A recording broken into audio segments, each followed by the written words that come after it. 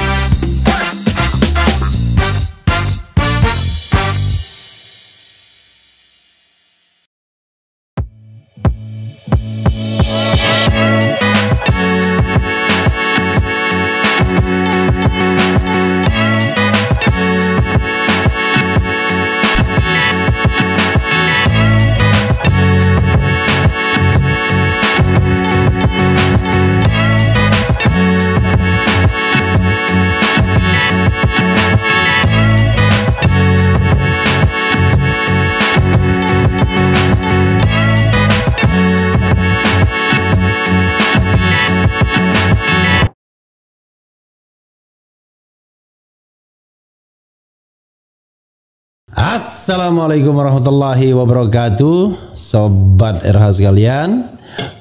Jumpa lagi kita di channel yang keren ini. Keren jelas. Jadi siapapun yang datang ke sini harus digebrak ya. Ya Sobat RH sekalian, hari ini tepat 3 tahun RH Channel pada saat video ini dibuat. Sebenarnya kan ya RH Channel itu baru 22 Maret. 22 Maret. Kemarin itu kebetulan karena libur terakhir sebelum puasa, makanya kita bikin tanggal 18 kemarin. Tapi ternyata hari ini hari libur juga. Kita nggak tahu. Ternyata hari libur. Saya kedatangan tamu luar biasa. Ya, beliau ini poros Jakarta Palembang bolak-balik ya. Mantan ketua DPR. Saya bilangnya Kando Marzuki Ali. Assalamualaikum warahmatullahi wabarakatuh, Kando. Waalaikumsalam warahmatullahi wabarakatuh. Jadi Sobat RH sekalian, Kando Marzuki Ali penasaran ya dengan soal yang terkait dengan pemilu dan politik di Indonesia, dan salah satunya adalah bagaimana menumpahkan unek-unek itu di RH Channel dan protes juga mengenai contest of electability. Jadi bukan lagi contest of quality, tapi cuma kontes kepopuleran saja. Kando Marzuki, silakan. Mau mulai dari mana silakan. Apa yang dipikirkan dulu? Ya, jadi ritual pemilu 5 tahun dan sudah kita ikuti sejak reformasi 1999 sampai dengan saat ini sudah berapa kali pemilu? Tidak ada satu 99, 2004, 2009, 14, 19, 5 kali pemilu. 5 kali pemilu. Udah cukup lumayan, artinya kita mengikuti kontestasi era demokrasi ya setelah 36 tahun masa pemerintahan Pak Harto. Tentu kan kita harapkan reformasi ini kan bawa kebaikan. Kontestasi juga yang kira-kira mendapatkan pemimpin yang mampu menyelesaikan persoalan. Tetapi setiap 5 tahun ritual ini berjalan, tidak ada kontestasi itu menunjukkan proses yang substantif untuk mendapatkan seorang pemimpin. Itu yang kita lihat. Yeah. Jadi semuanya melihat popularitas, kemudian elektabilitas, tidak pernah ada pembahasan. Ya, ini nggak tahu siapa yang harus melakukan ini sebetulnya. Apakah para guru besar, ya, apakah DPR atau ke MPR. Artinya bagaimana memetakan persoalan bangsa ini. Ya seperti kita dalam perusahaan lah. Perusahaan itu kalau untuk menempatkan seseorang, kita mesti tahu dulu jenis pekerjaannya apa, lalu kualifikasi orang yang diperlukan apa, kemudian kompetensi yang dibutuhkan apa, lalu kita cari, baru kita isi. Nah, sama juga kalau kita pergi ke dokter, berobat, dicek, diagnosa sakit jantung, diobati oleh dokter jantung. Kalau tidak jelas penyakitnya, diobati oleh orang yang juga tidak jelas, hanya terkenal saja, kira-kira pasien itu pasti akan mati. Nah, sama dengan posisinya negeri kita ini tidak pernah berubah. Artinya sejak kontestasi pasca masa transisi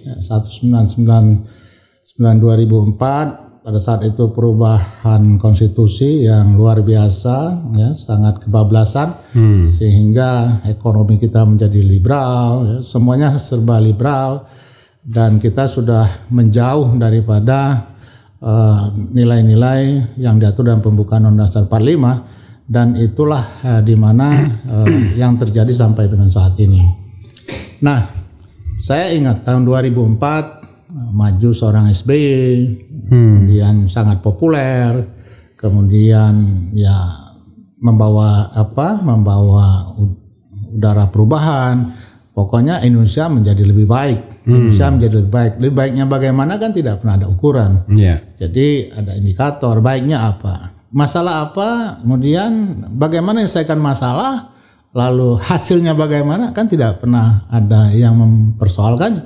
Sama dengan saat ini. Jadi tidak pernah tahu kita masalahnya apa, kemudian kira-kira siapa yang mampu menyelesaikan masalah, bagaimana dia menyelesaikan masalah, indikator keberhasilannya apa, nggak pernah kita bahas. Dan yang dibahas itu, dan ini digiring oleh para pengamat, oleh para pelaku survei, ya, seolah-olah negara ini diselesaikan oleh orang-orang yang punya popularitas, orang-orang punya elektabilitas tinggi. Hanya itu saja, yang tidak pernah ada dibahas siapa yang mampu memimpin negeri ini, nggak pernah dibahas. Nah, ini membawa kita akan semakin jauh ke demokrasi yang substantif, pemilu yang substantif. Jadi semuanya prosedural saja. 5 tahun prosedurnya, pemilu, 5 tahun pemilu, demokrasi yang hanya prosedural. Nah, ini yang harusnya ya kita, siapapun juga, saya menghimbau, apakah itu para guru besar ya dari kampus-kampus, bicaralah sekarang ini, bicara, sampaikan ya, sesuai dengan kompetensi bidang masing-masing, membedah persoalan yang ada di Indonesia, memberikan pendidikan politik kepada masyarakat kita, walaupun ya demokrasi itu mensyaratkan ya pendidikannya harus cukup ya, kedua itu ekonominya juga harus sudah mapan. Artinya kita tahu banyak orang miskin, demokrasi itu pasti tidak akan berjalan secara substantif, pasti itu. Enggak tuh, tingkat pendidikan masih rendah, saya yakin juga maka cara memilihnya juga berbeda dengan orang yang pendidikan tinggi. Ini dua hal yang harus selesaikan. Pertama, ekonominya bagaimana bangun, yang kedua bagaimana pendidikan jadi lebih baik, sehingga pemilu kita itu kedepannya menjadi lebih baik. Tetapi walaupun kondisi demikian, jangan digiring rakyat yang kita yang tadi, yang tidak memenuhi dua syarat tadi, terus menerus memilih, dan memilihnya itu karena apa? Karena popularitas, ya akhirnya negeri ini tidak akan selesai dari persoalan. Nah, itu Kanda, yang saya rasakan sebenarnya. Tapi begini Kanda, ya kan kita kan bergerak dari realitas kan sesungguhnya kan. Betul. Apa yang dipikirkan Kanda Marzuki itu adalah pikiran yang ideal, dan seluruh orang ingin yang ideal itu. Tapi dalam kondisi saat ini, bagaimana mau ideal kita mencari pemimpin terbaik dihadang oleh presidensial threshold. Jadi kalau sudah 20% kursi itu ya maksimal 4 calon, dan sekarang cuma mengkerucut 3 calon. Nggak ada pembicaraan di luar selain Anies, Ganjar, Prabowo, Prabowo, Ganjar, Anies, Ganjar, Prabowo, Anies. Jadi bolak-balik 3 itu aja, seolah-olah stok pemimpin kita hanya 3 itu. Tapi kalaupun dipaksakan munculkan sosok lain yang dianggap lebih mampu menyelesaikan persoalan, ya dia nggak masuk slot juga threshold itu. Akhirnya 2024 yang tinggal 10 bulan ini ya tetap akan menghadapkan pada soal yang sama. Ya, jadi itu satu hal ya, ada variabel yang menghambat untuk masuknya orang ke gelanggang kontestasi. Itu hal tersendiri. Artinya membuka ruang. Tapi ruang itu dibuka pun kalau dengan cara seperti sekarang itu tidak menyelesaikan masalah juga. Saya ruangnya dibuka. Tapi kontestasi cuma popularitas, elektabilitas. Jadi enggak juga artinya kontestasi. Kalau bicara gagasan yang bagaimana? Kan banyak juga yang ngomong, wah ini kontestasi gagasan bagaimana? Apa yang digagas? Gagasan kosong saja. Jadi orang yang enggak punya pengalaman, orang enggak ngerti apa-apa, karena baca saja, karena menghafal, jadi gagasan. Tapi enggak tahu masalah bangsa ini apa sebenarnya. Artinya gini loh, itu satu masalah ya. PT ya, Presidential Threshold itu satu masalah sendiri. Tetapi bagaimana membawa ke ruang kontestasi ini masalah yang dihadapi bangsa ini apa? Diterjemahkan dulu. Siapa yang melakukan itu silahkan diatur. Misalnya ginilah ya. Kalaupun kondisi sekarang ini sudah terjadi dalam kontestasi nanti, misalnya seorang calon presiden itu diuji, misalnya dalam berapa hari dalam berbagai persoalan oleh misalnya lawan kontestasinya, misalnya ada timnya. Nah, dia menguji bagaimana si calon presiden dari lawannya. Dia tanyakan seluruh persoalan bangsa ini, dites pemahamannya, lalu bagaimana dia menyelesaikan kemudian gagasannya, kemudian bagaimana dia menyelesaikan masalah itu. Kita tahu seperti contoh ya. Saya ingat Pak Jokowi waktu DKI bilang, wah kewenangan saya terbatas, saya harus jadi presiden baru bisa menyelesaikan DKI. Loh, berikutnya sama, Gubernur Anies juga sama. Kemarin saya tanya cerita dengan Pak Saganda, oh Pak Anies kemarin dipaksa untuk mengeluarkan IMB, dia nggak mampu karena dia hanya seorang gubernur. Loh, kalau jadi presiden nanti gimana? Mampu nggak dia melawan oligarki? Kekuasaan ekonomi, kekuasaan partai, sama juga. Artinya masuk lubang, keluar lubang lagi, masuk lubang lagi. Jadi apa yang disampaikan oleh Saganda kemarin sama ke saya, Pak Anies kemarin terpaksa loh mengeluarkan IMB Pulau Reklamasi. Kenapa? Tekanan. Saya kaget juga loh, tekanan. Karena di publik dia bilang menghargai penguasa yang sebelumnya. Sudah dia melalui proses, sudah tuh menghormati ya, melindungi investor. Itu kalimat yang keluar. Artinya investor nanam ya, walaupun saya sendiri nggak sepakat dengan cara berpikir gitu, karena siapapun investornya kalau melanggar aturan, melanggar undang-undang ya habisin aja, nggak ada urusan. Tetapi saya baru tahu bahwa itu dapat tekanan. Loh, kalau tekanan jadi harus jadi presiden. Nanti setelah jadi presiden kasusnya sama juga dengan Pak Jokowi bilang. Tidak bisa melawan kekuasaan ekonomi, tidak bisa juga melawan kekuasaan partai. Kenapa? Memang sistem politik itu seperti itu. Dan jangan salah, saya bilang Indonesia ini sudah dikuasai hanya beberapa orang saja. Ya, tapi kan kembali Kanda Marzuki ya, di depan kita kan menu terbatas. Ya. Jadi menu terbatas itu Anies yang sudah hampir pasti itu pun masih digoyang-goyang juga oleh KPK. Kita nggak tahu tuh jadi ditersangkakan atau enggak. Belum kan? Tentu juga sih. Ya, ini kan? tarik menarik juga di antara partai-partai juga. Nah, di antara partai-partai juga mungkin ada juga tarik menarik. Prabowo juga nggak jelas juga, belum jelas juga, sama PKB. Ganjar lebih nggak jelas lagi. Nah, persoalannya kan sebenarnya ya di elit-elit politik sendiri. Mereka tidak mau membangun demokrasi yang sehat kan? Ya.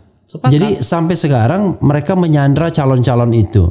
Sekarang pertanyaannya adalah kalau kita mau melakukan contest of quality misalnya, bagaimana mereka mau berdebat soal kualitas sementara maju atau enggaknya aja mereka nggak bisa ada jaminan.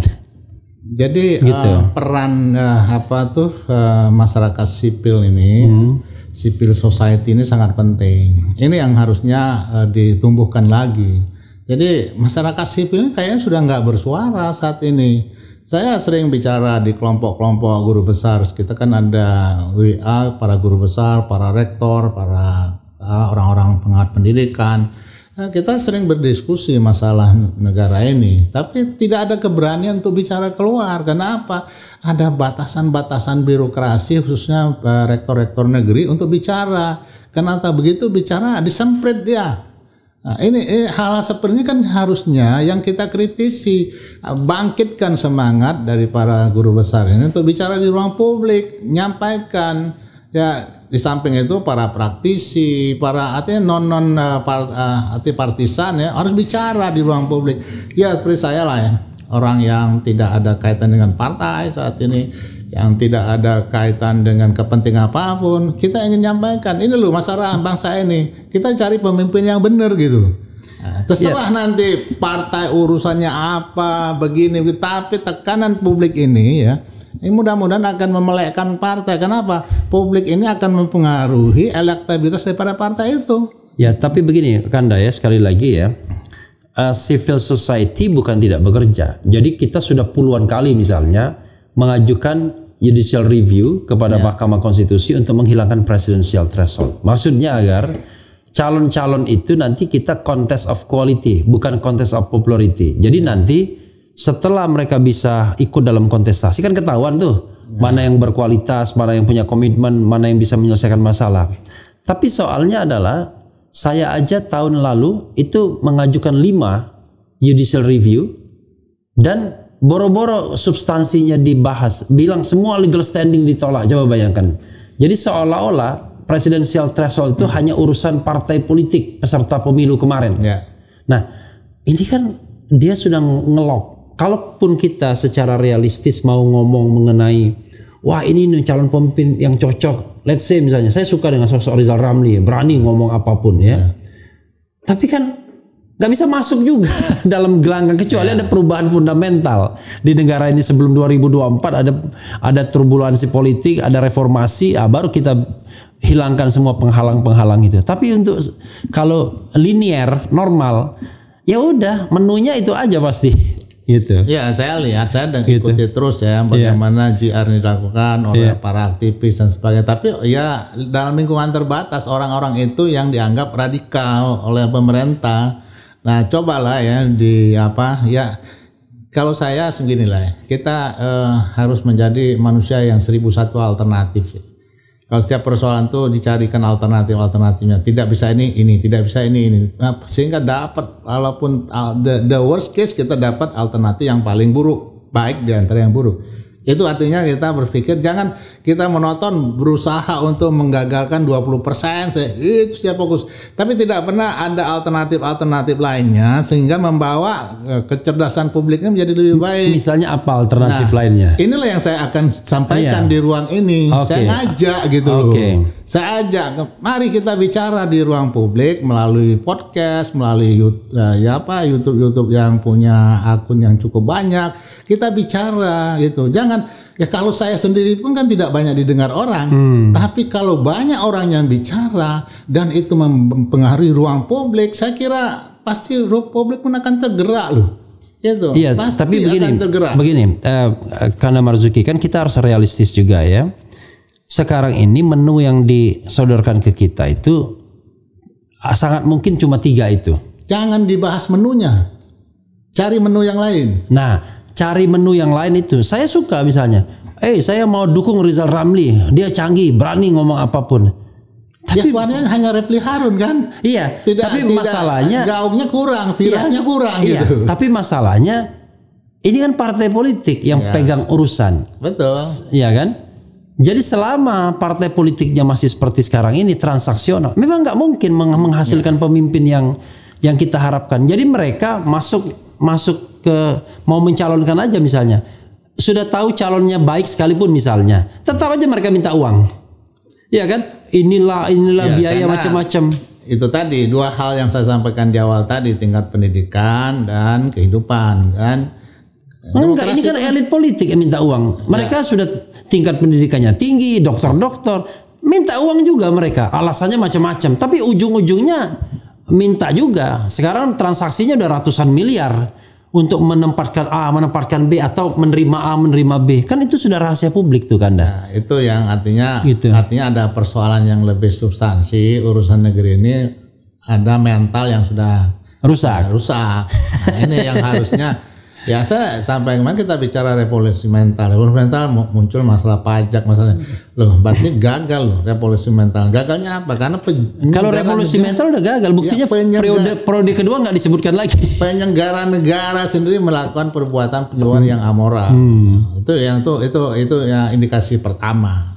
Nah, kalau yang lain-lainnya masyarakat kan nanti diteladani oleh kepemimpinan itu bisa ikut. Tidak bisa revolusi mental itu kepada masyarakat, kepada penyelenggara negara dulu. Hidup hedon itu kan sudah hal yang kayak hedon sudah hal biasa.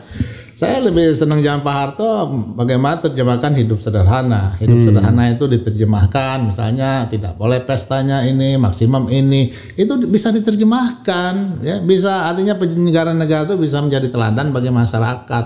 Nah, tapi saya lihat tidak ada terjemahan daripada revolusi mental itu, dan akhirnya ya dibuktikan dengan kasus-kasus di mana penyelenggara negara ini pada bobrok semua. Ya mayoritas lah bobrok ya, saya nggak bilang semua. Saya bahkan Kanda ya, saya bahkan berpikir bahwa kalau kita mengikuti yang linear ini, ya memang saya kan sudah berkali-kali mengatakan pemilu kita ini pemilu comberan, saya bilang. Maka dia akan menghasilkan pemimpin hasil comberan juga. Walaupun saya berharap mudah-mudahan yang hasil comberan itu tetap menjadi pemimpin yang tercerahkan, unenlightened leader. Tapi kan masalahnya adalah kita udah tahu salah satunya karena pemilu itu mahal. Ya itu juga Mahalnya minta ampun, dan sengaja dibikin mahal biar bergantung terus pada oligarki. Sebagai contoh misalnya, tadi kan Kanda bilang, wah kampanye itu harus yang kualitas dan lain sebagainya, adu gagasan dan lain sebagainya. Sekarang ada kampanye 45 hari. Kan sebenarnya kita bisa mendorong regulasi agar 45 hari itu cuma kontes gagasan aja. ya. Ngapain kontes musik, kontes dangdut, kontes apa begitu, panggung-panggung terbuka. Tapi kan masalahnya sekali lagi tidak mengarah ke sana. Ya. Bahkan saya lihat di 2 edisi terakhir dalam debat capres itu justru dihindari perdebatan yang meruncing itu. Bahkan ahli-ahlinya saja cuma merumuskan pertanyaan dimasukkan ke kotak, nggak bisa direct gitu. Nah itu sendiri kan sudah. Ya sebenarnya debat juga tidak substantif, ya kulit-kulit saja, nggak bisa lah waktu sekian detik itu kan kita bukan cerdas cermat loh. Memimpin negara bukan urusan cerdas cermat.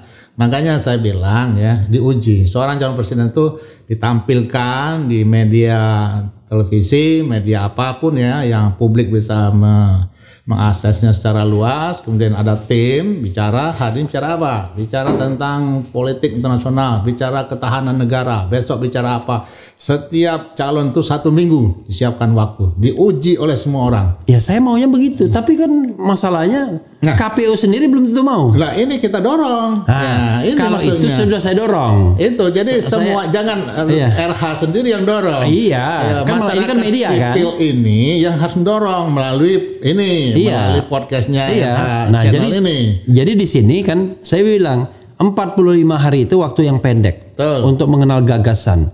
Kalau 45 hari itu hanya digunakan untuk membuat panggung terbuka, keliling-keliling, sembako, money politik dan lain sebagainya, maka tidak akan pernah substantif. Tidak perlu lagi dilakukan seperti itu. Nggak ada gunanya. Nah, karena debat juga itu nggak akan menghasilkan sesuatu yang substantif. Kenapa? Gak tuh hanya kemampuan ngomong aja, nggak ada isinya. Iya, tapi kan debat yang benar seperti di Amerika kan ada isinya juga, karena dia benar-benar ditanya betul oleh moderatornya data tidak fakta. Dibatasi waktu yang 3 detik. Iya, karena itu kan ketakutan dari calon sendiri sama tim suksesnya. Iya, waktu kan hanya 1 menit. Saya kan pernah ikut konvensi soalnya. Iya. Apa yang ada di dalam pikiran kita tidak cukup kita sampaikan dalam waktu 1 menit misalnya. Yang buat aturan tuh nggak ngerti. Kita nih mau aturan 1 menit, proseduralnya begitu, atau kita mau dengarkan gagasan orang itu dalam dia melihat persoalan, dalam dia menyelesaikan persoalan, bagaimana menyelesaikan persoalan, Itu yang harus didengarkan oleh masyarakat kita. Oke, jadi paling tidak sobat daerah sekalian, dari bincang-bincang ini kita akan usulkan kepada KPU, siapapun calonnya nanti, waktu 45 hari itu diisi dengan contest of gagasan, contest of quality. Soal cara kan gampang, apakah caranya nanti one way, two ways atau three ways itu soal lain. Yang paling penting adalah diisi oleh itu. Nah, mudah-mudahan ini bisa diwujudkan oleh KPU.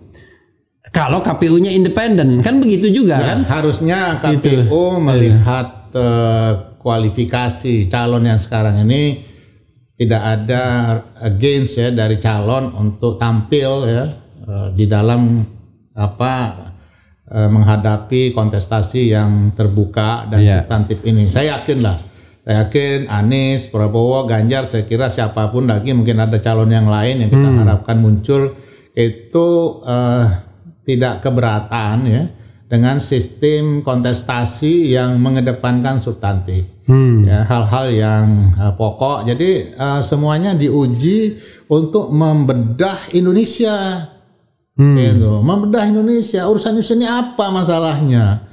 Jangan hanya tampil jumpalitan, kritik sana, kritik sini. Apa konteksnya nggak ngerti kan? Kan kita ini lucu-lucuan ini, kayak wayang ketoprak aja kita lihat ini. Nah, kelakuan. Jadi intinya gini lah, kita dorong deh KPU, karena sudah kita masuk ke tahapan pemilu, mau nggak mau, suka nggak suka ya kita harus terima. Tetapi paling tidak apa yang bisa diperbaiki dalam masa sisa ini kita usulkan. Oke, jadi sebenarnya kan kita kan bergerak dari 3 hal kan menurut saya. Pertama, saya pribadi ingin mudah-mudahan nanti ada reformasi jilid 2 sehingga nanti kita bisa menata ulang kenegaraan kita secara lebih baik. Kalau seandainya ada turbulensi politik. Tapi kalau linear ya kita berharap dari calon-calon yang ada dengan produk presidensial threshold dan produk bayar membayar itu, kan bayar membayar semua nih produknya itu. Semuanya akan tersandra. Ya. Omong kosong tidak tersandra. Itu paling tidak diuji adu gagasan ya dengan waktu yang agak panjang 45 hari itu. Bila perlu tadi seperti Kanda Marzuki mengatakan, ya sudah, satu orang dihadapkan pada semua ahli. Silahkan misalnya ada 2 calon, ada 3 calon. Satu calon sekarang ini dihukum tapi pada hari yang sama, jangan hari yang berbeda, karena kalau hari yang berbeda itu membuat ketidakadilan, karena dia bisa jomplang ininya.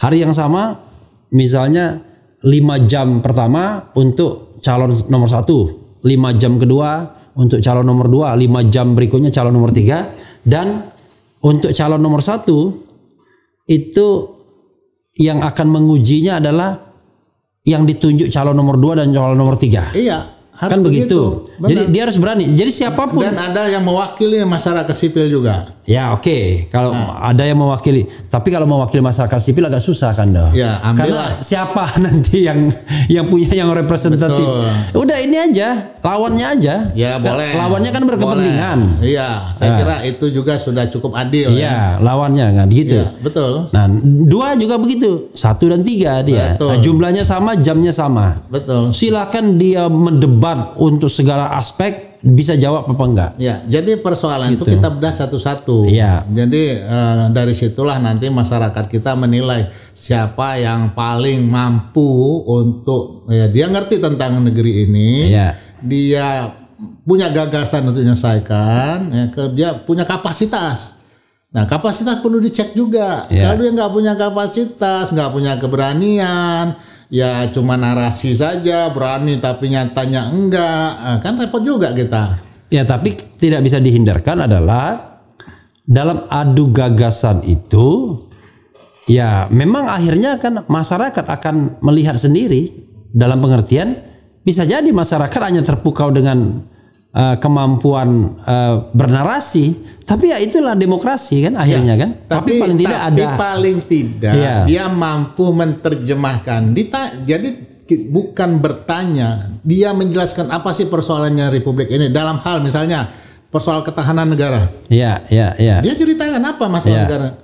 Apakah alutsistanya, apakah SDM-nya, apakah sistem ininya, apakah Itu yang dia harus mampu menjelaskan itu. Jangan pertanyaan itu muncul dari apanya yang ditugaskan oleh lawan kontestasinya tadi. Jadi yang ini hanya menanyakan apa pemahaman Anda tentang ketahanan negara. Ya, tapi tidak bisa juga kita mendikte penanya itu, karena penanya kan juga punya ini sendiri. Silakan pasti. Aja. Iya, ini pasti. hanya untuk masukan supaya tidak seolah-olah tugas presiden itu menjawab pertanyaan. Tugas presiden itu mengerti persoalan. Iya. Tapi mengerti persoalan kan dari sebuah pertanyaan yang tajam, gagasan betul. yang tajam gitu. Nah itu, silahkan dia mau bawa tim nggak apa-apa. Tim calon kabinetnya nggak apa-apa, silahkan. Itu menunjukkan ini loh kabinet saya. Ini yang akan membawa perubahan pada republik ini. Itu baru cocok itu. Terbuka. Tapi kalau sudah membawa tim itu jangan. Nanti itu fait accompli. Bukan, ini menunjukkan jangan nanti ada PHP. Orang di PHP jadi ini nanti marah, nyerang lagi, nanti setelah kalah kan, setelah menang dia nggak dipakai, nyerang dia jadi musuh. Nah, dia clear aja siapa yang akan duduk dalam kabinet dia. Tapi kalau dia jadi nyerang karena nggak dipakai, itu udah bener itu. Udah bener bahwa orang itu nggak pantas dipakai. Nah itulah kenyataannya selama ini. Artinya nggak ikhlas itu dia untuk jadi relawan. Ya siapalah yang ada tim sukses, keluar banyak ilmu, mungkin apalah, tiba-tiba nggak dimasukin.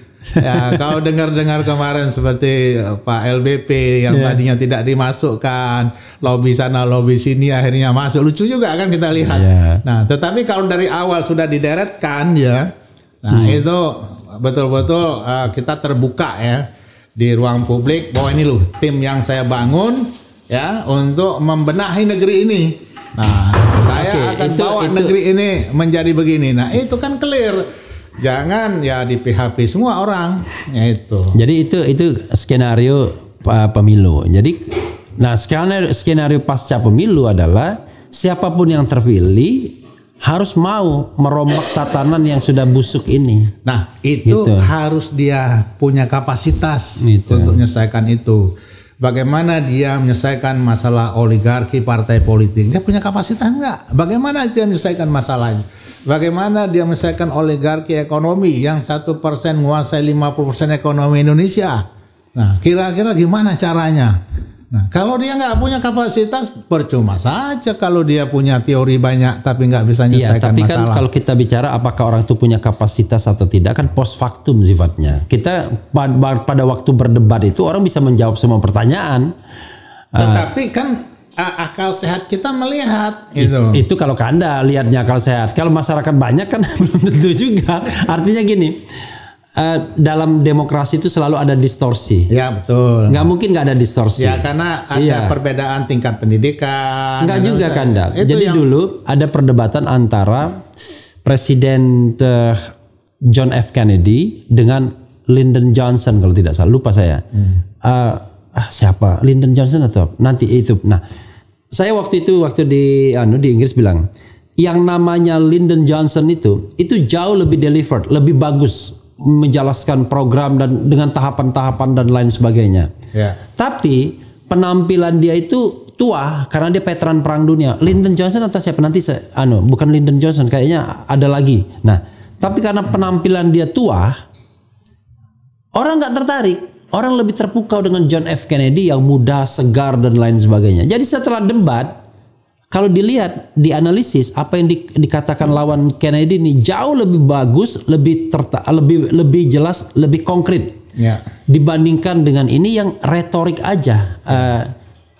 John F. Kennedy, dan John F. Kennedy nggak punya pengalaman sebelumnya, kan ini kan udah incumbent. Betul. Tapi masyarakat Amerika Serikat sendiri lebih memilih John F. Kennedy artinya. Ya sama. Kita tuh ingin pemimpin tuh yang perfect. Selalu itu. Tampilan bagus, dia punya kecerdasan yang luar biasa. Itu saya kira udah suatu norma yang umum ya, bahwa kita ingin pemimpin yang perfect lah. Tetapi paling tidak ya kita sudah mengajarkan kepada masyarakat kita untuk memilih yang pemilih yang kalau saya bilang pemilih yang pakai otak lah ya, jangan pemilih dungu gitu. Membawa perubahan lah. Cara pemilu yang baik itu mudah-mudahan akan menghasilkan ya hasil kontestasi yang baik. Itu sebenarnya yang harus kita lakukan. Jangan kita ritual 5 tahun ini digiring hanya polling ya, survei itu menyatakan popularitasnya sekian persen, elektoralnya sekian persen, dia punya peluang menang, dipasangkan ini. Aduh, kita digiring pada kebodohan terus. Iya, tapi artinya gini, ada 2 orang ya, kita harus bedakan antara tim sukses yang sudah supporter dengan orang yang independen. Dalam kontestasi itu, ketika kontestasi berlangsung, yakinlah yang namanya orang independen itu jumlahnya jauh lebih sedikit. Semakin sedikit. Iya. Karena sudah terkooptasi semua. Iya, bukan terkooptasi. Intinya adalah gini, ada pilihan. Kalau Anda ingin jadi independen, maka Anda tidak memberikan rekomendasi apa-apa. Tuh. Kan begitu. Tapi ada orang yang punya tanggung jawab. Saya merekomendasikan A, B atau C itu setelah saya melakukan ibaratnya perbandingan.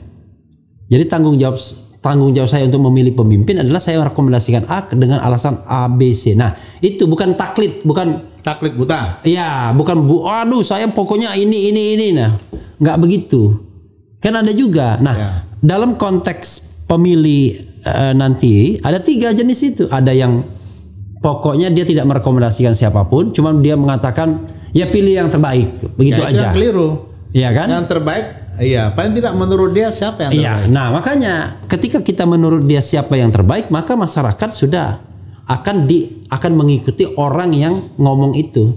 Jadi terkotak-kotak juga, terbelah-belah juga. Enggak masalah sepanjang gitu. Ya apa yang disampaikan itu berdasarkan ya sesuatu yang memang kejernihan otak dia. Tidak karena ikut-ikutan, tidak karena tadi saya bilang kooptasi karena sesuatu ya. Sudah di ini. Nah, rata-rata kan pengamat kita ini kan sudah ada keberpihakan. Kelihatan sekali. Tapi keberpihakan itu bukan karena mereka dibayar. Ada yang dibayar, ada yang jadi tim sukses, tapi ada yang karena mikir. Gini nih, saya kasih contoh nih Kanda ya. Kita bicara mengenai pemerintahan hari ini. Ya. Kalau saya mengatakan pemerintahan hari ini gagal. Ya. Karena gagal, maka dalam 4 aspek saya katakan demokrasi gagal. Kemudian hak-hak asasi gagal. Ya. Penghargaan terhadap konstitusi gagal, apalagi pemberantasan korupsi. Nah, itu bidang saya. Yang saya ikutin betul. Yang lain saya nggak ngerti ekonomi atau apa budaya dan lain-lain. Tapi 4 ini saya mengatakan gagal.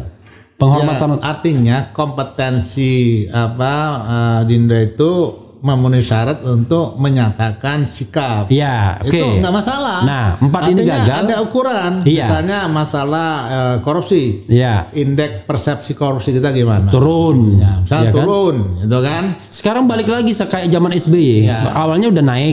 Saya lihat naik, kemudian agak turun. Dan sekarang turun. Iya, turun. Jeblok, 34. Gagal. Ya, artinya ada perubahan, lalu kemudian kembali lagi. Ya. Lalu yang walaupun IPK ini sendiri banyak orang mempersoalkannya kan. That's okay, tapi itu salah satu indikator. Iya ya kan. Iya. Nah, masalah penegakan hukum misalnya. Masalah demokrasi lah kalau masalah demokrasi ya pasti ada urusan penegakan hukum. Iya, lihat aja tuh demokrasi. Gus Nur dituntut 10 tahun penjara. Ya, itu bayangkan yang artinya apa? Independensi daripada kejaksaan, hakim juga kita harus bertegas. Ya, bermasalah kan? Karena pesanan gitu kan. Iya. Nah, itu bermasalah. Itu artinya ada ukuran. Ya, nah, karena ada ukuran tersebut, maka kemudian rekomendasi saya ambillah yang antitesis dari pemerintahan ini karena stoknya terbatas. Ya, artinya gini, gitu. Ada ukuran itu jelas kan, kompetensinya jelas. Punya kapasitas menyampaikan itu kan ke ruang publik kan. Nah, sampaikan, nggak apa-apa dalam bidang ini loh. Iya. Tidak saya menyatakan bahwa semua aspek gagal, tidak. Pemerintah kan melakukan banyak hal kan. Nah, dalam hal pembangunan infrastruktur mungkin yang terbaik di Republik ini kan. Iya, tapi peninggalan utangnya, pemanfaatannya itu ada sisi lainnya. Iya, ada sisi lainnya, betul. Karena kan gini, kita bisa loh bangun rumah mewah, pinjam aja uang di bank. Iya, betul. Iya kan? Wah, mewah sekali.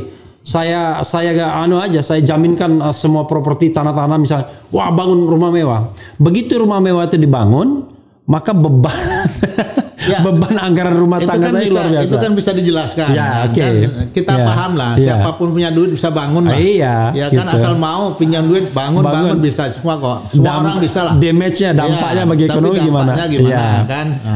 Ya kita ada keberuntungan ya akhir-akhir ini harga batu baranya luar biasa. Banyak lah yang kadang-kadang Tuhan itu maha makasih dengan bangsa ini. Saat kita kesulitan ya harga batu baranya gila-gilaan, harga sawitnya gila-gilaan, sehingga pendapatan pemerintah naik, sehingga kita surplusnya bukan karena ya ada itu industri ekstraktif, bukan karena kreatif, bukan karena industri masyarakatnya yang ekstraktif tinggal ngambil di bumi aja. Itu jadi hal itu juga harus dijelaskan. Seperti kemarin Menteri Perdagangan bilang, wah masa saya tertinggi surplusnya. Ya dijelaskanlah kenapa tertinggi kan begitu. Jadi satu, yang kedua itu balik nggak uangnya itu? Dan yang kedua itu tadi uangnya itu parkir nggak di Indonesia itu juga masalah. Dia bilang 900 triliun misalnya. Iya. Kalau 900 triliun yang balik ke Indonesia cuma 100 triliun 800 parkir Singapura. Hanya membuat kaya sekelompok tertentu aja. Gitu. Seperti yang tadinya nomor 1 Indonesia ini kelompoknya. Ini grupnya ini sekarang udah pindah ke kelompoknya ini karena berkah daripada batu bara. Nah, jadi hanya membuat kekayaan orang-orang tertentu aja. Jadi artinya sepanjang kompetensi kita itu bisa kita tanggungjawabkan untuk menilai, lakukan aja, nggak ada masalah. Negeri-negeri demokrasi kan tidak pernah ada masalah kan, memang kompetensinya. Tapi kalau nggak pernah ada masalah. Iya, tapi artinya saya diincar Densus juga pernah. Artinya beginilah ya, sepanjang kritik kita itu didasarkan pada pikiran yang bukannya serba salah, semua salah, semuanya disalahkan Pak Jokowi, yang nggak fair juga. Saya nggak sepakat juga seperti tapi misalnya, Kanda saya tanya ya, kalau misalnya ada orang nanya, menurut Kanda apa achievement pemerintahan Presiden Jokowi yang patut dibanggakan? Apa? Saya mungkin tidak pernah mencoba untuk menilai ya. Nah, saya pikir tidak pada kapasitas saya juga untuk menilai. Begini Kanda, saya itu ya untuk se-fair mungkin tanya kepada semua orang. Untuk se-fair mungkin. Iya, betul ya. Jadi saya tanya kepada misalnya ahli ekonomi. Nih, saya tanya, oke, ini. Rata-rata cuma satu aja bilangnya, pembangunan infrastruktur. Ya. Itu aja yang diinikan nama dia. Tapi kalau sosial misalnya, wah kita yang namanya pembelahan masyarakat tuh justru paling hot-hotnya terjadi pada masa ini. Bagaimana kubu presiden setiap hari itu ngatain orang tuh kadrun semuanya. Sementara sebaliknya juga. Iya. Pada masa SBY itu nggak segila ini kalau soal pembelahan masyarakat. Nah, infrastruktur. Tapi sekali lagi saya tanya, infrastruktur kan jalan, jembatan dan lain sebagainya. Tapi itu dibangun dari apa? Dibangun dari utang. Utang itu akan menjadi bom waktu bagi kita. Sama seperti kita tadi, kita pengen rumah kaya bisa, ngutang aja di bank. Asal ada jaminan atau kong kali kong kita bikin rumah bagus, datangkan orang tua kita dari kampung dan lain. Wah, kita udah punya rumah bagus di Jakarta. Padahal besok keluarga kita bangkrut karena utang. Kan Anda jadi sendiri tahu sekarang bunga dan pokoknya itu lebih dari 1.000 triliun untuk bayar bunga dan pokoknya. Dari mana bangunnya? Bayarnya ngutang lagi kan? Ya, saya banyak tahu juga sih. Tapi mungkin dalam konteks ini saya ingin kita coba lah ya. Kalau kita mau bahas satu-satu banyak ya. Pastilah kita kita bisa menyampaikan sikap kita juga kan. Saya juga punya kompetensi, pengalaman banyak bagaimana mengurus BUMN. Saya lihat juga bagaimana BUMN ini dikelola. Saya lihat sangat tidak profesional. Dari hari pertama cuma sibuk kampanye presiden. Jadi saya lihat itu kompetensi saya. Kemudian ada beberapa hal juga masalah pendidikan, di mana visa kita juga asesmen dari student kita ya. itu tidak pernah bergerak, dibuntut terus, 7 besar di bawah, itu kan, itu juga tidak berubah. Banyak hal yang memang kompetensi saya melihat negeri ini tidak banyak perubahan. Makanya saya carikan solusinya. Solusinya itulah yang kita kita usulkan pada saat kontestasi ini. Saya tidak melihat ke belakang ya. Kita bicara ke depan ya. Sekarang karena kita berhadapan. Kita tutup lah yang belakang itu kan sudah kejadian. Karena apa? Seorang Jokowi dia tidak punya kekuatan partai. Dia tidak punya kekuatan apapun dalam memimpin negeri ini. Seberani apapun dia, besok hari dipatahkan orang. Hari ini dia larang ekspor batu bara, besok orang sudah batu bara silahkan diekspor. Ini karena tidak punya kekuatan. Nah, kalau kita dapatkan pemimpin seperti ini ke depannya sama juga. Nah, bagaimana ke depan itu kita mendapatkan pemimpin yang punya kekuatan itu. Dia mampu bersikap tegas. Kalau menterinya memotong sikap dia itu, besoknya dia langsung pecat. Misalkan begitu kan. Nah, kejadian yang Pak Jokowi kan begitu. Nah, yang seperti itu jangan terulang lagi ke depan. Makanya ke depan ini kita kontestasi ini kita bawa ke arah yang lebih baik. Itu maksudnya. Kalau kita membahas ini nggak sudah ini. Kita akan mundur lagi ke masa SBY, kepada Pak Harto kan. Ini kan. Tetapi akhirnya kan kita bicara mengenai continuity kan. Kan ada sebagian orang yang mengklaim bahwa pemerintahan ini baik-baik saja. Karena itu perlu dilanjutkan, kan begitu? Konteks jadi gini loh, tidak ada satu pemerintahan pun melanjutkan yang tidak baik. Itu hanya ucapan saja. Tidak ada satu pun yang akan tampil dalam pemilu nanti akan merubah semuanya. Walaupun dia masuk koalisi perubahan, itu omong kosong. Pasti ada kompromi antara melanjutkan dan perubahan. Itu sudah change and continue. Pasti itu dilakukan, berubah dan melanjutkan. Itu hanya cerita saja di ruang publik. Ya, saya akan melanjutkanlah kepemimpinan Pak Jokowi misalnya. Tetapi bukan berarti yang tidak baik akan dilanjutkan. Kan itu kan semuanya sama juga koalisi perubahan. Apakah semua yang dikerjakan Pak Jokowi akan dirubah semua? Enggak juga. Ya, akhirnya menyampaikan yang baik-baik Pak Jokowi kita teruskan. Ya, kan akhirnya begitu juga. Ini hanya kontestasi, menyatakan sikap saya oposisi, saya pihak pemerintah. Kan ini pihak pemerintah, saya akan melanjutkan. Ini oposisi, saya akan rubah. Ini kan hanya cerita-cerita kosong semua. Nah, kalau cerita kosong semua kita nggak punya harapan ini. Siapapun yang terpilih. Makanya di sini kita bawalah kontestasi ini supaya kontestasi nggak bisa gagasan kan gitu. Calonnya cuma 3 itu misalnya. Kan gini ada paradoks dari pernyataan Kando tadi kan. Di satu sisi ingin memberikan kesempatan adu gagasan di antara kontestan. Tapi di sisi lain sudah skeptis. Sama aja nanti mau ini mau itu. Minimal kita mendapatkan yang terbaik daripada yang terburuk. The best among the worst. Itu. Nah, boleh nggak saya bertanya lebih spesifik? Menurut Kanda, penilaian Kanda nih, nggak apa-apa.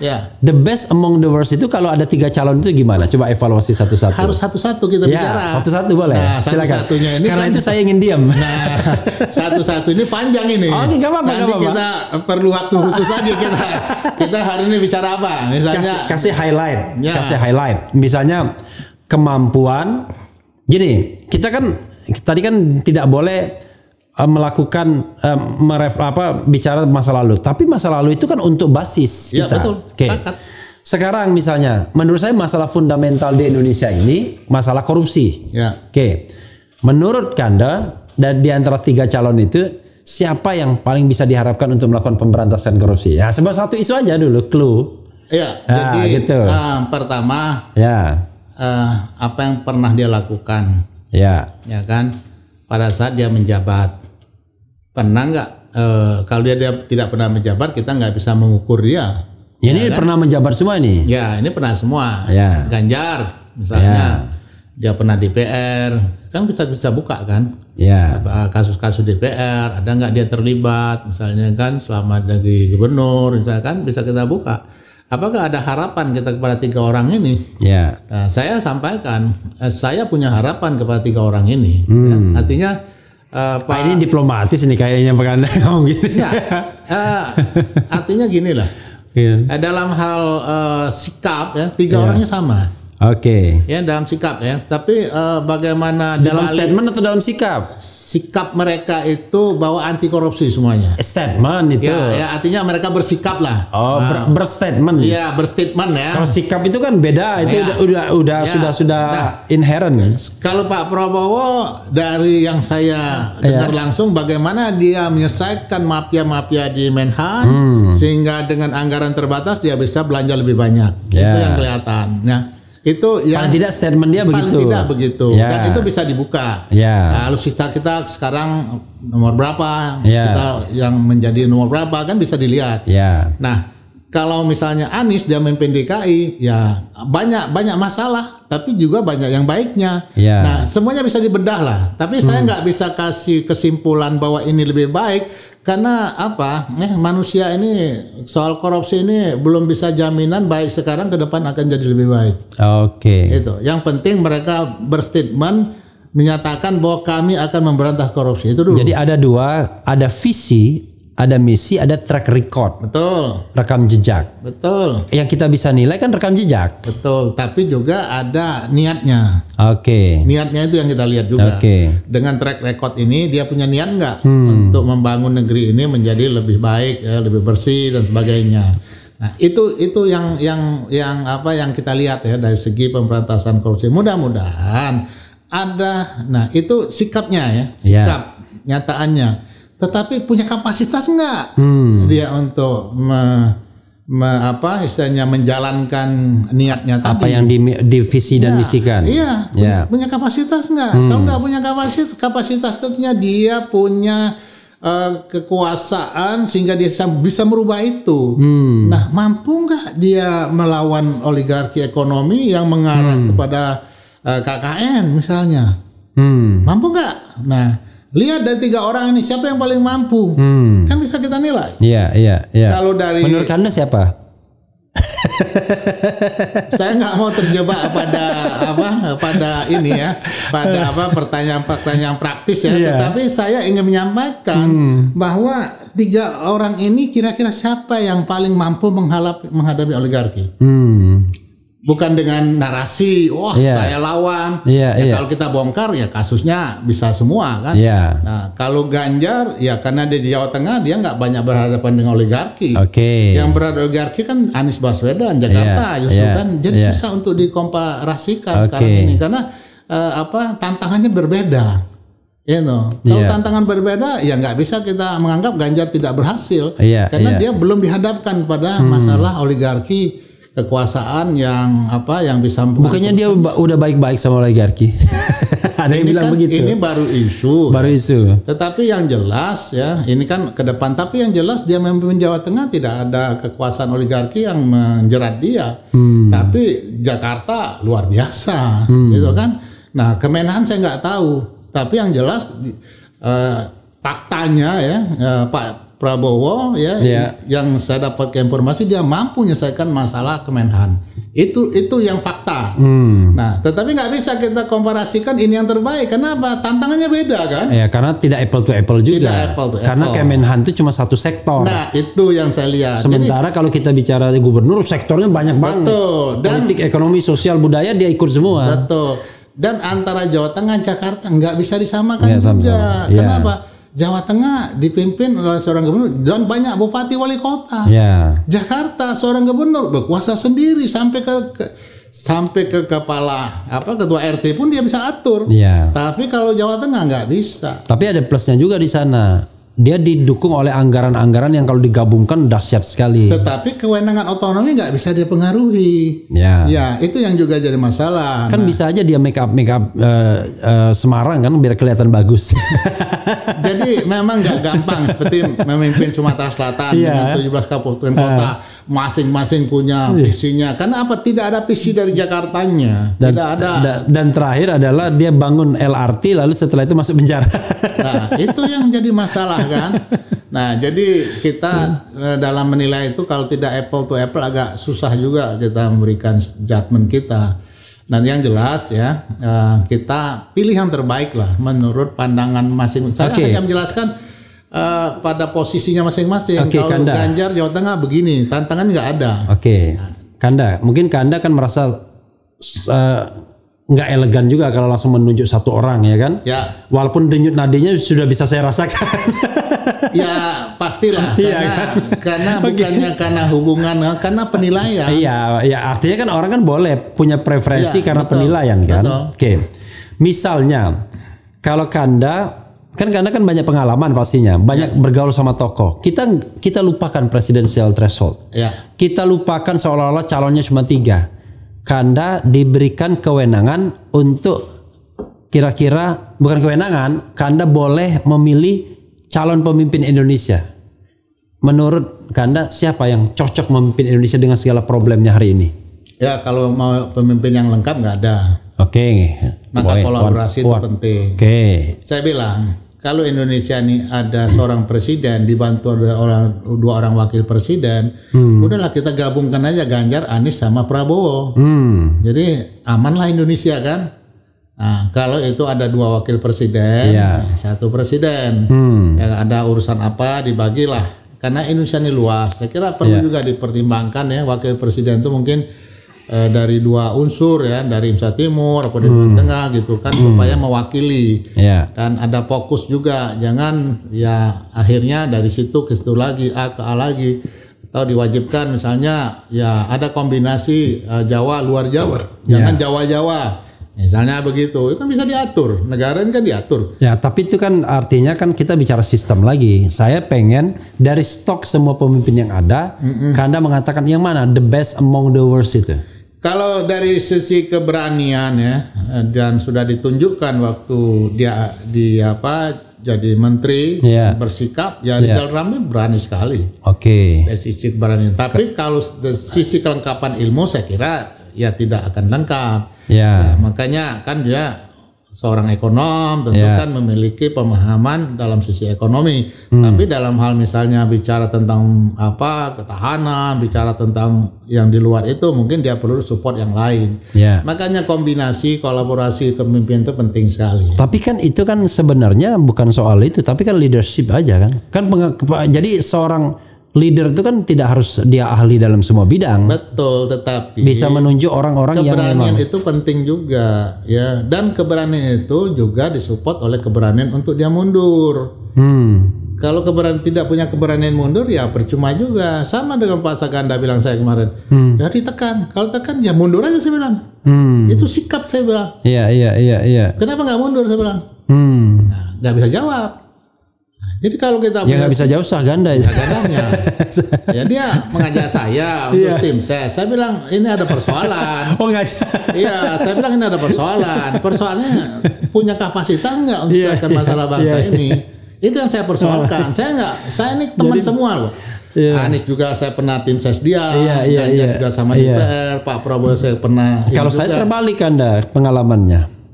Mau yang ke sana, misalnya katakanlah, saya lihat ini orang gimana ya main 2 kaki. Separuh kaki ke sana, separuh kaki ke sini. Ya enggak komit dulu. Artinya dia enggak punya sikap. Ya kanan kiri oke. Sebenarnya ada satu hal. Ini mungkin saya mau share Kanda ya. Walaupun saya agak main-main. Sebenarnya ke depan kita membutuhkan a spiritual leader, pemimpin spiritual. Bukan pemimpin spiritual ulama, bukan. Tapi pemimpin yang bisa membawa sebanyak mungkin masyarakat Indonesia masuk surga. Nanti di surga ditanya dari mana? Indonesia kan keren kita kan. Kelihatannya main-main ini.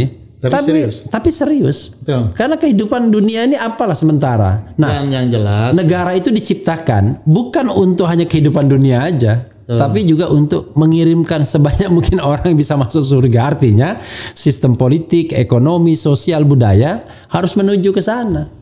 Gitu. Jadi kalau orang bicara soal kezaliman, soal apa, kalau mubahala 10 tahun penjara. Gimana malaikat mau mau mencatat ini surga jaksa-jaksanya? Itu zalim bener, coba Ya bayangkan. nanti dia pertanggungjawabkan dengan Tuhan lah. Tapi pemimpin tidak membawa ke sana. Itu Ya, masalahnya. pasti nggak akan lupa lah apa yang dia lakukan. Jaksa yang melakukan itu dia tidak akan lepas dari Iya, hukum. tapi jaksa itu kan hidup dalam sebuah sistem. Sistem itu diciptakan oleh pemimpin Ya, salah tapi satunya. kalau orang punya sikap, dia harus menyatakan sikap dia. Gini Apapun Kanda, risikonya. Saya juga sama dulu. bukan Kanda. Dari awal sudah disetting jaksanya harus itu. Kan begitu. Kalau misalnya yang punya sikap tuh nggak akan tidak akan sampai ke sana. Ya, itulah risiko orang-orang yang direkrut oleh negeri ini ya, yang tidak punya karakter, Nah, tidak punya tidak mampu menyatakan independensinya. Saya kalau mau berhenti aja. iya. Tapi akhirnya memang kalau kepemimpinan itu buruk, sistem yang dibangun buruk, maka orang baik akan semuanya tersingkir. Nggak akan masuk. Ada orang mengatakan, orang baik itu harus masuk. Loh, bagaimana mungkin orang baik masuk dalam sistem yang buruk? Paling tidak sedikit mempengaruhi. No.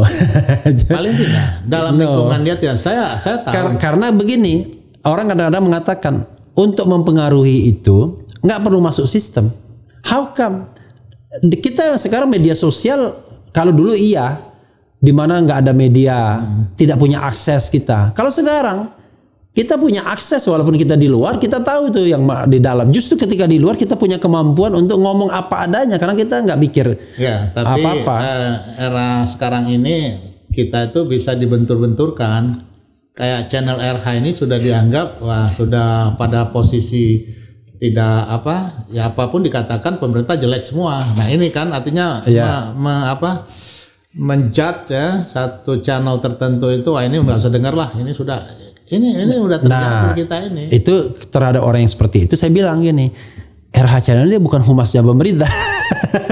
Ini kalau kita bicara tentang yang namanya check and balances, counterbalance itu, pemerintah itu coba punya berapa agen, punya dari Sabang sampai Merauke Humas, berapa departemen, berapa juru bicaranya, belum lagi yang dibayar pribadi dan lain sebagainya. Sehingga kalau dia mengkhawatirkan hanya dengan satu channel, itu lemah sekali pemerintahan itu, bodoh sekali pemerintahan itu, karena dia punya semua resources untuk mengatakan dirinya baik. Tapi kalau dia lemah dengan satu channel, berarti dia buruk sekali pemerintahan itu. Makanya challenge saya begitu. Ngapain khawatir dengan satu channel? Iya kan? Ya ini kan publik ya. Iya. Saya kira pemerintah nggak terlalu khawatir. Enggak juga, ya. publik itu yang pro pemerintah aja. Ya, publik yang tidak pro pemerintah senang-senang aja. Betul. Ya terbelah lah ya. Terbelah itu karena pemerintah yang membelah. Terbelah karena pemerintah yang membelah. sikap masing-masing Karena daripada pemerintah yang masyarakat membelah. kita.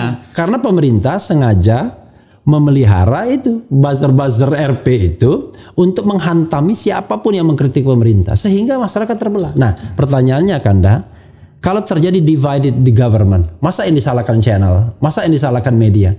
Ya pemerintahnya tidak mampu mengelola negara ini. Ya, betul. Mestinya mundur dia.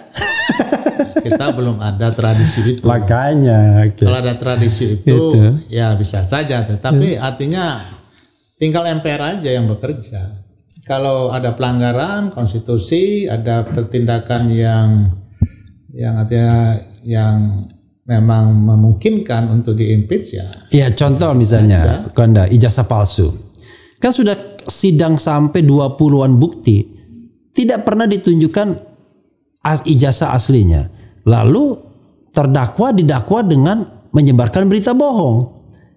Misalnya Kanda, saya mengatakan ijazah Pak Marzuki itu palsu. Lalu Pak Marzuki bilang, siapa bilang palsu? Saya pernah sekolah di sana, pernah sekolah di sini. Tanya teman-teman saya. Tapi mana ijazahnya? Nggak pernah ditunjukkan. Nah, orang yang ngomong begitu, kira-kira dituntut 10 tahun. Nah, sekarang pertanyaannya. Tapi itu oke lah, itu peradilan kita yang memang buruk ya. Iya. Tetapi kalau saya berpikir begini, orang mempermasalahkan jasa saya, ya peduli amat, biarin aja, nggak ada urusan saya kok. Ada yang percaya nggak percaya nggak ada urusan, biarin aja. Iya, tapi begini Kanda, kita bicara tentang good governance, aspek publik. Ya. Jadi yang namanya right to know, hak untuk tahu itu adalah hak publik. Ketika misalnya ada sebuah investigasi yang mengatakan bahwa dia tidak memenuhi syarat, itu perkara serius kalau di luar negeri diinvestigasi orang. Tapi proses saya menjadi pejabat itu sudah saya lalui. Nanti ijazah saya sudah diuji, semuanya sudah melalui proses yang legal, ya nggak perlu lagi dibuktikan. Nah, itu pernah terjadi dengan seorang bupati. Ketika dia mendaftar untuk menjadi gubernur, digagalkan. Ternyata di kemudian hari diketemukan ijazah doktornya itu paslu. Padahal dia sudah jadi bupati 2 periode. Ya bisa saja kejadian, tapi prosesnya pada saat dia menjabat pada level tertentu, misalnya sampai bupati, dia sudah membuktikan bahwa ijazahnya betul. Yakin bahwa KPU yang memeriksa itu independen? Saya punya keyakinan, saya masih punya keyakinan karena pada saat itu kan seorang Jokowi kan bukan seorang penguasa, dia nobody waktu itu. Iya. Ya kan nobody waktu itu. Iya, artinya yang namanya gini, kalau kita mendaftar ke suatu tempat, kadang-kadang kan orang tidak terlalu mempedulikan. Ya kesalahannya jangan disalahkan kepada. Enggak dong. Ya, kalau dia menyertakan sesuatu yang tidak benar, ya tetap bisa dipermasalahkan berikutnya. Oke. Lah ini di luar itu. Kita kembali lagi ke rel ya. Ya ini semuanya. Ini artinya apa? Artinya kontestasi ini termasuklah ya persoalan-persoalan legalistik ini juga harus dibuka. Artinya dia dulu sekolah di mana? Kira-kira prestasi dia bagaimana, perjalanan hidupnya bagaimana. Saya kira ada boleh dong dilihat nilainya apa gitu. Ada hal yang wajar kalau kita buka untuk mendapatkan pemimpin yang baik ke depan. Bahwa dalam perjalanan misalnya seorang Anies dia pernah rektor di Paramadina, mungkin kita minta pendapat dari orang-orang yang pernah di Paramadina gimana Anies itu dalam memimpin Paramadina. Kan bisa kita lakukan seperti itu. Adalah hal yang normal, yang wajar kalau kita bertanya tentang track record dia. Ya, tentu ya kita mencari orang-orang yang independen untuk menyatakan sikap itu. Nah, sama Pak Prabowo waktu Kopassus gimana dulu? Kasus ini gimana dulu? Dibongkar aja, jangan termasuk jadi isu. Misalnya kekayaannya dari mana dia? Masuk kekayaannya, silakan dibongkar habis gitu, supaya negeri ini. Tapi kira-kira calonnya sama tim suksesnya itu mau nggak melakukan itu? Karena begini, moderator debat aja Kando itu diintervensi oleh tim sukses itu. Jadi misalnya ini enggak, ini enggak. Jadi KPU itu tidak independen untuk menentukan sesuatu. Bahkan untuk seorang moderator dan panel ahli aja, itu yang namanya tim sukses itu berkelahi. Padahal kalau KPU independen, ini otoritas saya, Anda nggak perlu ikut campur. Kan mestinya begitu. Itu kalau KPU-nya terpercaya. Karena gitu. Proses rekrutmen juga itu yang harus kita perbaiki. Kalau mau independen, ya betul-betul independen. Jangan independen tapi dipilih oleh presiden. Cuma juga. Oke, Kando, mungkin kan Kando mau pergi. Kando lakukan closing statement sebanyak-banyaknya. Mungkin hal-hal yang tadi belum lengkap disampaikan karena saya potong-potong. Silakan Kando. Kita setiap tahun mengikuti pemilu, tetapi sayangnya setiap 5 tahun kita tidak mendapatkan wakil yang sesuai harapan masyarakat dan juga pemimpin yang bisa menjawab persoalan-persoalan yang ada di masyarakat. Nah, oleh karenanya saya mengajak kepada kita semua yang peduli dengan nasib bangsa ini untuk mulai bicara saat ini agar kita mendapatkan pemimpin yang baik. Nah, bicaralah dimanapun ya kita punya kesempatan, apakah di forum kampus bagi para dosen, guru besar dan sebagainya, ataupun di perusahaan-perusahaan untuk membawa pemilih karyawan jadi pemilih yang cerdas, pemilih yang substantif ya, betul-betul memilih calon-calon pemimpin yang betul-betul bisa membawa negeri menjadi lebih baik. Nah, oleh karenanya harapkan KPU merubah cara di dalam melaksanakan kontestasi ini. debat antar kontestan tidak perlu karena itu tidak substantif. Karena bicaranya waktu 1 menit, waktu 1,5 menit tidak akan mampu menjabarkan apa yang ingin dikerjakan, tidak mampu menjawab semua persoalan-persoalan bangsa ini. Nah ini harusnya dirubah. Kenapa? Ini bukan cerdas cermat. Cerdas cermat itu 1 tambah 2 berapa? 3. Kecepatan dalam menjawab, ketepatan sebagainya itu tidak diuji untuk seorang presiden. Seorang presiden itu bekerja dengan tim. Dia bekerja dengan seluruh pembantunya, dengan wakil presiden. Maka bagaimana kita mengujinya dalam bentuk tim? Misalnya ada bayangan kabinetnya, dibawa serta di dalam menjawab semua persoalan-persoalan yang diujikan, apakah itu oleh penantangnya. Misalnya ada wakil daripada penantangnya itu yang mengajukan pertanyaan-pertanyaan dan dijawab oleh calon presiden dengan anggota kabinetnya yang merupakan bayangan yang akan ditempatkan dalam seluruh sektor pemerintahan, sehingga betul-betul ini akan membawa perubahan. Kira-kira orang inilah yang akan memimpin negeri ini. Masyarakat bisa melihat dan masyarakat juga bisa tahu bagaimana pemimpinnya itu mengerti tentang persoalan negara ini.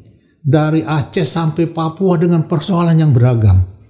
Bagaimana negeri ini bisa tetap bertahan NKRI-nya. Bagaimana ideologi-ideologi yang sekarang ini katanya khilafah dan sebagainya ini tidak lagi mempengaruhi, menggerogoti filosofi dasar kita Pancasila, ya. Bagaimana misalnya ekonomi kita tidak dikuasai sekelompok orang. Bagaimana misalnya pendidikan kita yang selama tidak bergerak stuck, ya. Visa kita tuh rata-rata 7 besar pada urutan terakhir. Antara urutan 73 sampai 80 dari 80 negara. Itu tidak bergerak di angka-angka itu. Pada saat pertama diikuti di kompetensi itu 41 negara pada tahun 2000, kita berada pada urutan 38. Jadi artinya kita tidak berubah pada level yang terakhir. Nah, bagaimana pendidikan tinggi kita bisa menghasilkan orang-orang yang berkualitas, berkarakter, sehingga bisa ikut membawa negeri ini jadi lebih baik. Nah, ini yang harusnya dikontestasikan kepada calon-calon presiden. Jangan kontestasi kita kontestasi karena popularitas. Kontestasi karena elektabilitas. Ini kita dibodohi para pengamat-pengamat yang menggiring kita kepada cara-cara yang tidak cerdas, cara-cara yang tidak menyelesaikan masalah bangsa ini.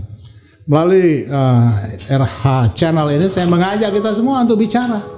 Gunakanlah waktu ini dan kita menggebrak KPU, bagaimana membuat cara baru bisa membongkar siapa calon presiden kita.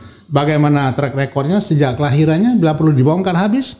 Bagaimana dia mendapatkan pendidikan, bagaimana dia mendapatkan kekayaan, bagaimana dia memimpin pada saat dia berada pada masa-masa sebelumnya. Sehingga kita akan dapatkan orang yang terbaik. Daripada kita tidak jelas orang, elektabilitasnya tiba-tiba ngangkat ke atas karena tiap hari jumpalitan bicara di media, sebenarnya dia tidak ngerti persoalan. Nah, inilah yang ingin saya sampaikan pada kesempatan ini. Mudah-mudahan apa yang saya rasakan ini bisa dirasakan oleh seluruh masyarakat, khususnya yang peduli tentang nasib bangsa ini ke depan. Saya kira inilah yang dapat saya sampaikan pada kesempatan yang baik ini.